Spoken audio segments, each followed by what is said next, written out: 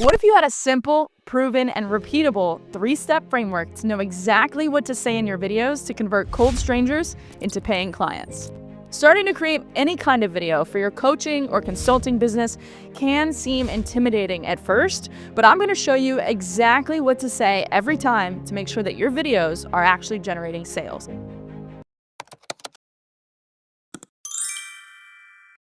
Now, first off, to truly understand the angle to take when creating an outline or a script for your next video, we need to first understand the goal of the video. Because a lot of times we can fall into the trap of thinking our job is to sell people on our products or services directly in all the videos that we create. And while certain videos may be geared towards this, most of your content should not be. The best marketing is truly educational content. So if we can give the viewer utility or give them something of value or solve a pain point directly in the video for them, then naturally they're gonna want to take the next step with you or continue to follow you.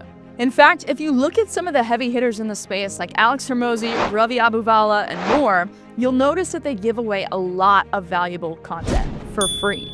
So you shouldn't be concerned about giving away information for 2 reasons. So number 1, your product is not the information you're teaching or the information that's in your course. If you have a high-ticket coaching program or training program, what you're really selling is a result. You're selling accountability, direct support of some kind, whether that's in a group or a one-on-one help, and personalized strategy. Most people don't take action on information alone anyways, and even if they do, they're gonna find so much value in what you're giving away for free that they'll wanna know what you offer on a paid level. Second, your marketing strategy should mirror human psychology, and by giving away stuff for free, you're activating what's known as the law of reciprocity. Now, the law of reciprocity states that we naturally feel inclined to give back when we feel that we've been given something of value. So if your content can do that for your ideal prospect, you're gaining their trust, loyalty, and eventually their payment. Now that we know our goal is to educate, or what I call provide a quick win for the viewer, it takes the pressure off of feeling like we just have to sell or promote ourselves or our services. Now, there are 3 essential segments to any good piece of content that I call the hook, the how, and the now what. The first part is probably the most important to ensure that we not only get people to click on the video, but we get them to stay engaged and view the rest of the video.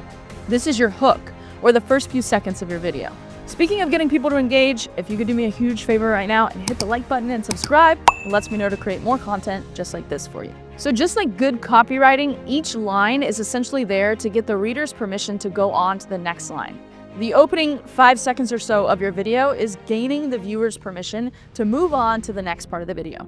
If you lose them in the first few seconds with a boring intro or a 20-second blurb on who you are and what you do, they're gonna click off your video and move on to the next one. So that means that right away, we need to open up with an attention-grabbing hook and tell them what's in it for them by watching the entire video.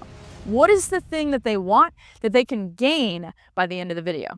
Now, there are a lot of ways to create an effective hook, right? You can use numbers or a shocking statistic. You can take a position opposite of what everyone else says or thinks. You can use words like warning and this will forever transform how you look at X topic, right? Or you can also simply make a big promise. So by the end of this video, you'll know exactly what to say every time to convert strangers into paying clients. But the major thing when creating your hook is to stay genuine. So in other words, what you don't want to do is use a hook just to grab attention that has absolutely nothing to do with the rest of the content in your video. If it's not relevant, people can see through it and they'll click off your video and move on to the next. This is the how. You want to go straight into giving them what they're looking for. Educate. Particularly when it comes to YouTube content and even Instagram Reels right now, the most effective kind of content is educational or a tutorial.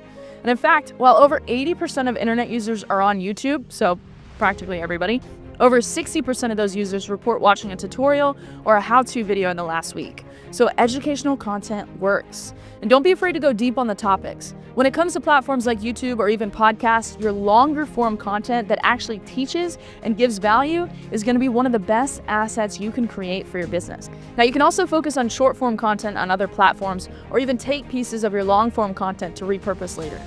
I always get the question, how long should my video be? And while it differs if we're talking about native content on other platforms, specifically when it comes to your pillar content or the main videos that you're going to house on YouTube, the idea is to give the viewer whatever they need to achieve the promise that you made to them in your hook, however long that ends up being. So if you're making a video on, let's say, the top 3 ways to tweak your workout to build more muscle, then by the end of that video, they should be sold on why they need to make these tweaks, and then they should know exactly what to do next to incorporate that into their very next workout.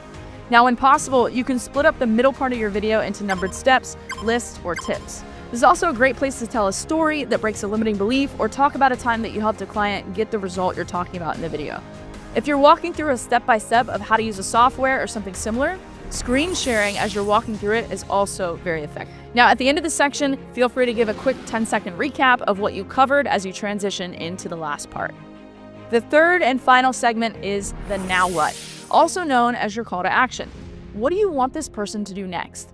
Be sure to have one singular, very clear next step for them to take. The clearer your call to action is, the better. So at the end of a YouTube video, it could be to click the link in the description to view a training you have or download a checklist in exchange for an email. It could also be as simple as comment down below or hit the subscribe button. Now, typically your goal of any content posted on any platform you don't own, like YouTube or Instagram, should be to eventually create traffic that you do own. In other words, grab their email in exchange for more value so that you can contact them later, no matter if algorithms change or your account gets shut down tomorrow.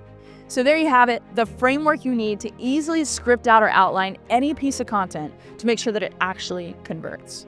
So remember, the goal is to educate and give utility, not to sell. Then open with a hook, give them the how, and tell them the now what, the next step that you want them to take. If you want to learn more about how you can use this content to be everywhere at once and do it all in less than 3 hours a month, then check out my free training where I break that down in more detail over at get.upperhandcreative.com/learn, and I'll see you next time.